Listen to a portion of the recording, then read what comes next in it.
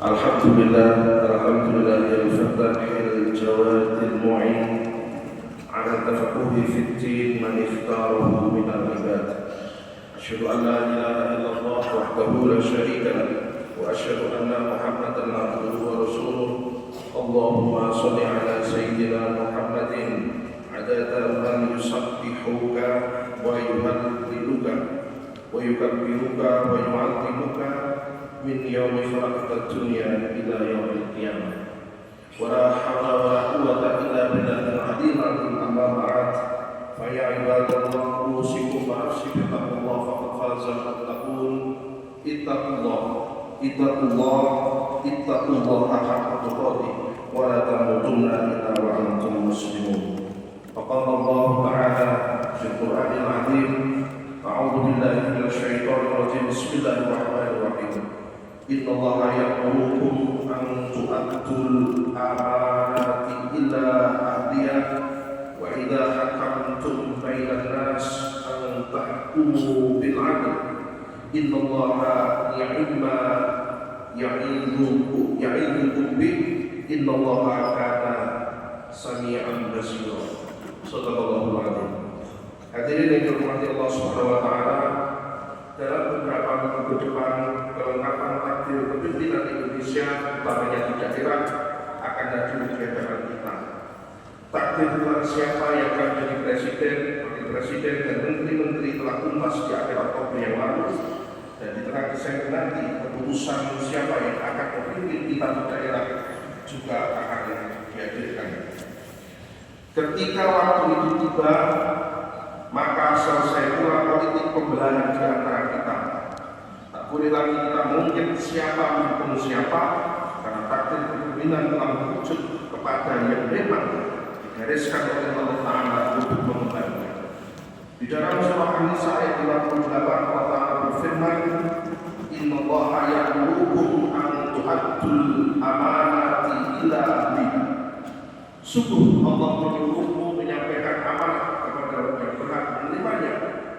Wa idza hakamtum bainan nas, dan apabila kamu menetapkan hukum di antara manusia, antahkumu bil 'adl, hendaknya kamu menetapkan yang dengan adil. Innallaha ya'idukum bih. Sungguh Allah sebaik-baik yang memberi pengajaran kepadamu. Innallaha kana sami'an basira. Sungguh Allah Maha mendengar, Maha melihat.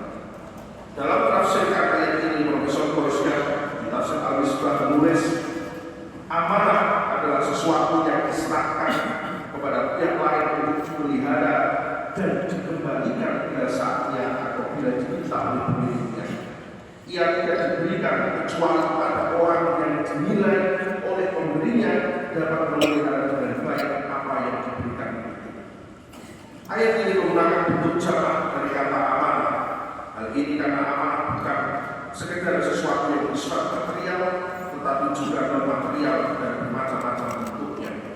Ada amanah antara manusia dan Allah, manusia dan manusia, manusia dengan lingkungannya, dan manusia dengan dirinya sendiri. Hadirin yang dirahmati Allah Subhanahu wa taala, maka pemilu dan pilkada merupakan bagian dari upaya kita sebagai manusia untuk menitipkan amanat kepemimpinan kepada manusia lainnya. Ketika hasilnya telah tuntas pemilu maupun pilkada, maka kepada sang pemenanglah kita menuntut janjinya. Kita pastikan hak-hak kita sebagai warga negara tidak diberangus. Kita menuntut negara menunaikan kewajiban konstitusinya untuk mensejahterakan, memakmurkan segala tumpah darah Indonesia, dan sang pemenang yang dilantik adalah pemimpin bagi seluruh masyarakat Indonesia, bukan pemimpin hanya yang memilih dia dipilih suara. Oleh karenanya ayat 58 surah An-Nisa mengingatkan, wa idza hakamtum bainan nas, dan apabila kamu menetapkan hukum di antara manusia, bukan hanya bainal muslimin atau bainal mukminin, tetapi bainan nas pada seluruh manusia,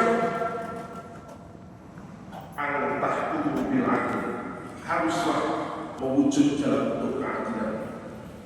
Hadirin dirahmati Allah Subhanahu wa taala, di dalam kepemimpinan politik, keadilan bagi seluruh manusia hanya bisa tercapai ketika pemimpin kita adalah benar-benar orang yang baik akhlak.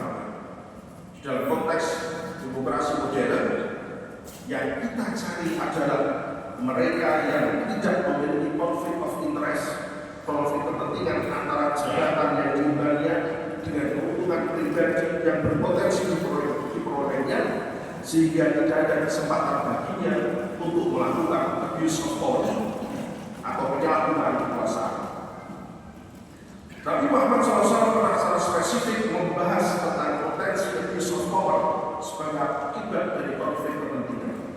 Imam Muslim meriwayatkan sebuah hadis tentang Rasulullah SAW yang mengangkat seorang lelaki dari suku Al-Asdi bernama Ibnu Al-Ubiyah sebagai petugas atau pejabat yang memungut zakat di Bani Suwaid. Suatu ketika Ibnu Al-Ubiyah sowan dengan Rasulullah SAW melaporkan tentang pungutan zakatnya.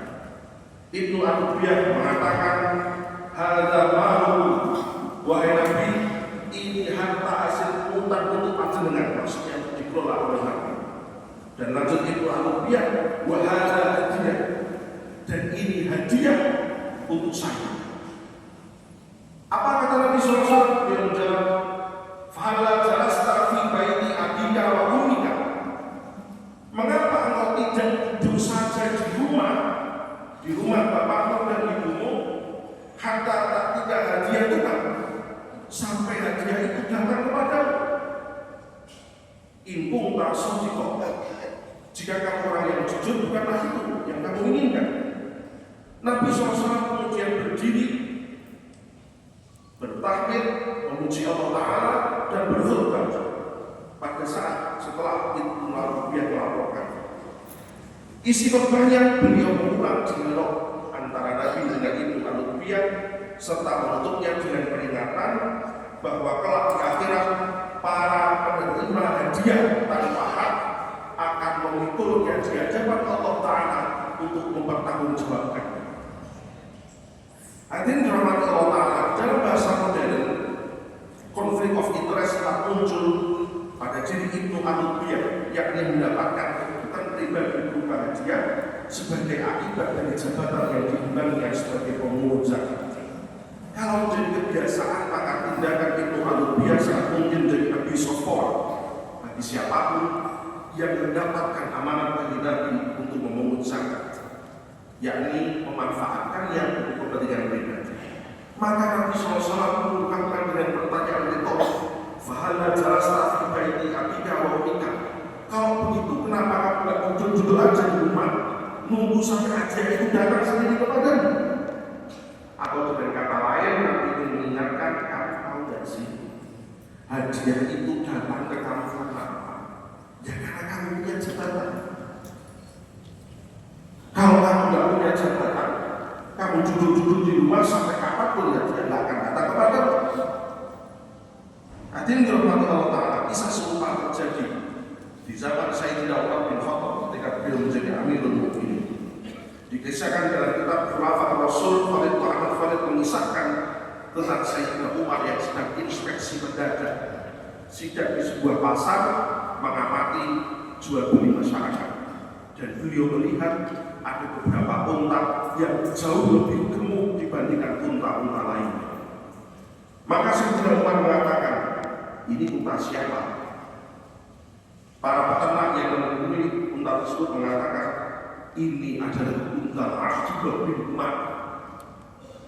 Mendengar itu, Sayyidina Umar marah dan beliau mengucap, "Abdullah bin Umar putra Amirul Mukminin."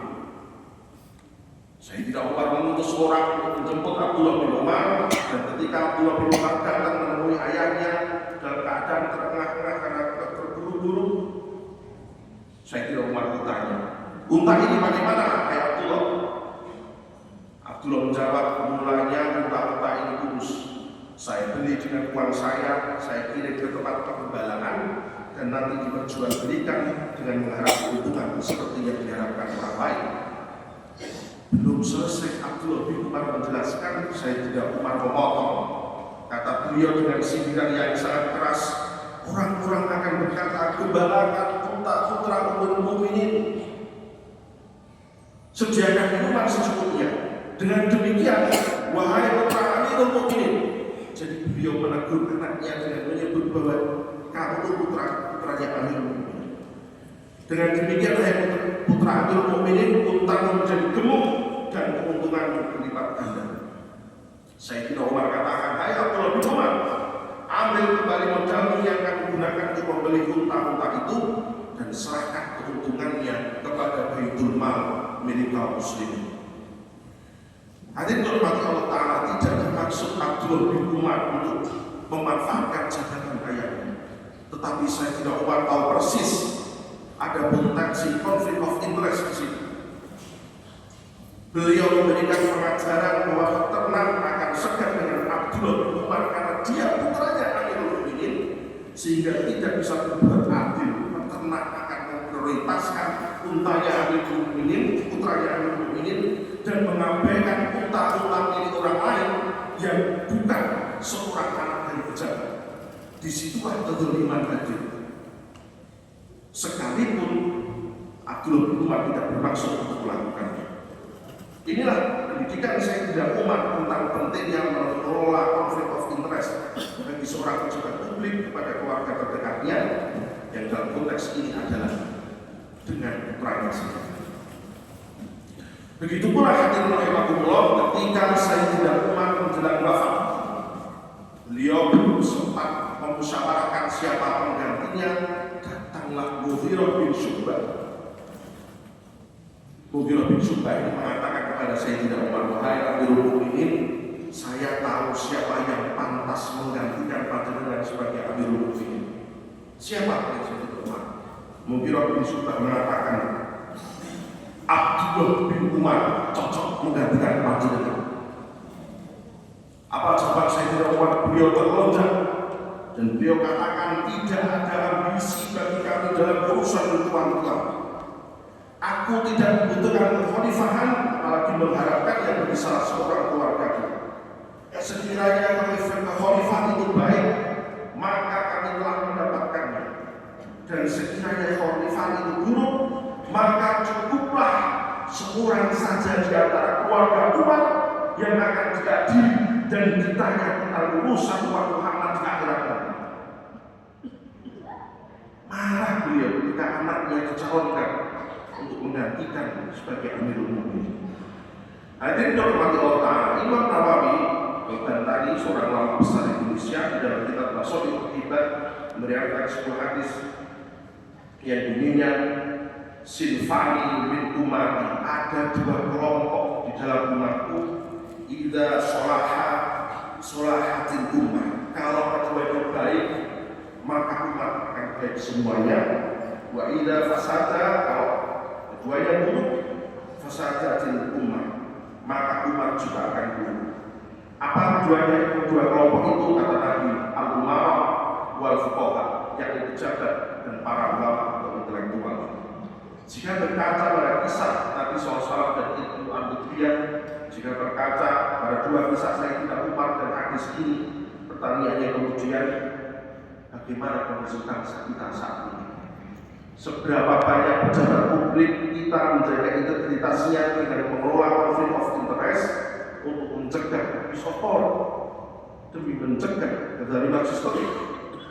Seberapa banyak intelektual kita yang masih nyaring menyuarakan dan mengingatkan pejabat kita tentang kedua hal tersebut? Hadirin dirahmati Allah Ta'ala, tentu saja hadis tersebut membutuhkan konteks untuk masa ini. Hadis itu hadir di masa ketika urusan kepublikan diurus hanya top down, dari atas ke bawah. Maka benar adanya bahwa kebaikan itu bersumber dari pemimpin dan ulama, para intelektual. Tetapi pada konteks modern di mana sistem kepublikan yang sifatnya dari bawah ke atas bottom up itu muncul dan pengetahuan dapat tersebar dengan lebih mudah, maka di masa ini terdapat kekuatan sipil kita semua yang awam ini yang punya hak bahkan kewajiban untuk terus memberikan kritik kepada para pejabat dan para intelektual kita ketika mereka semua sembarangan dalam mengemban amanat umat. Oleh karenanya selama 5 tahun ke depan jangan ragu untuk terus memberikan kritik kepada pemimpin dan para intelektual kita. Atau jika perlu, jadikan diri kita sebagai intelektual yang terus bersuara jernih di ranah publik. Dan di tahun 2029, ketika amanat dikembalikan kepada kita melalui skema pemilu dan pilkada, maka kita hukum mereka yang tidak mampu menjaga amanat di bilik suara. Semoga Allah menolong kita, semoga Allah menolong Indonesia. Amin Allahumma amin. Barakallahu wa lakum fil Qur'anil azim wa nafa'ani wa iyyakum bima fihi minal ayatil dzikril hakim. أقول قولي هذا وأستغفر الله لي ولكم ولسائر المسلمين من كل ذنب فاستغفروه إنه هو الغفور الرحيم.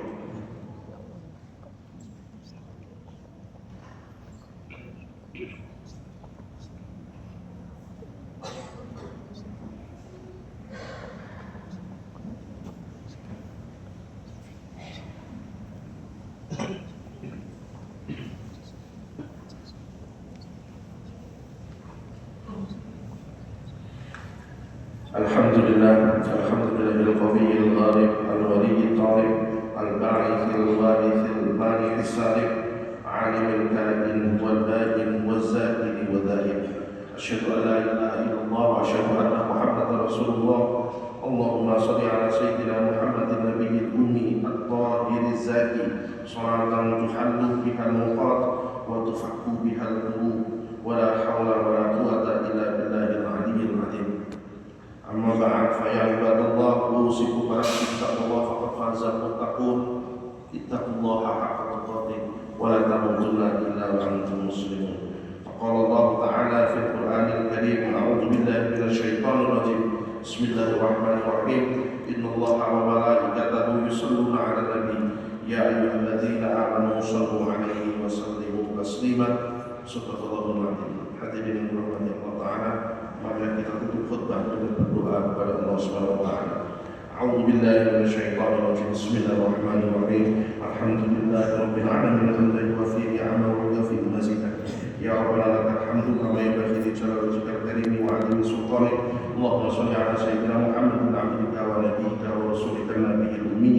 Allahumma ighfir lil muslimina wal muslimat wal mu'minina wal mu'minat al-ahya'i minhum wal amwat innaka sami'un qaribun mujibud da'wat ya qadiyal hajat. Allahumma rabbana hab lana min azwajina wa dhurriyyatina qurrata a'yun waj'alna lil muttaqina imama. Allahumma rabbana la tuzigh qulubana ba'da idh hadaytana wa hab lana min ladunka rahmah innaka antal wahhab. Allahumma rabbana atina min ladunka rahmah wa hab lana min amrina rasyada. اللهم اغفر لأمة سيدنا محمد. اللهم ارحم أمة سيدنا محمد. اللهم استر أمة سيدنا محمد. اللهم اجبر أمة سيدنا محمد. اللهم أصلح أمة سيدنا محمد. اللهم عافي أمة سيدنا محمد. اللهم احفظ أمة سيدنا محمد صلى الله عليه وآله وسلم. اللهم ارفع عنا الغلاء والبلاء والوباء والفحشاء والمنكر والصيف المختلفة والشدائد والميحان ما ظهر منها وما بطن من بلدنا إلى الشفاصة ومن بلدان المسلمين عامة إنك على كل شيء قدير. اللهم يا عليما بما يكون اكفنا شر ما يكون قبل أن يكون حتى لا يكون. اللهم يا عليما بما ينزل اكفنا شر ما ينزل قبل أن ينزل حتى لا ينزل. اللهم ربنا آتنا في الدنيا حسنة وفي الآخرة حسنة وقنا عذاب النار. اللهم ربنا تقبل منا إنك أنت السميع العليم وتب علينا يا مولانا إنك أنت التواب الرحيم وادخلنا الجنة مع أبرار يا عزيز يا غفار يا رب العالمين.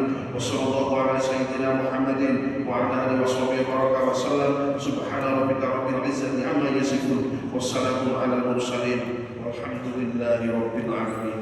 عباد الله إن الله يأمر بالعدل والإحسان وإيتاء ذي القربى وينهى عن الفحشاء والمنكر والبغي يعظكم لعلكم تذكرون. فاذكروا الله العظيم يذكركم ولذكر الله أكبر.